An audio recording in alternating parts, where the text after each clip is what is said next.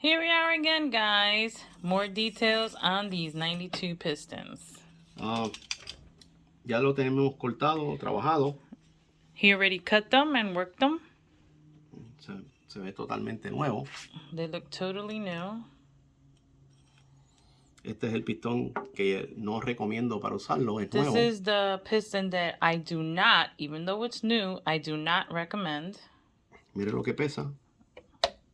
This is how much it weighs. What do you say? 419. 419.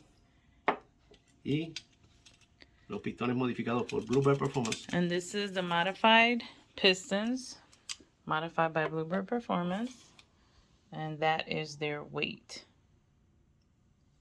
How much is? 382, sorry. 382, guys, 382. That's a big difference.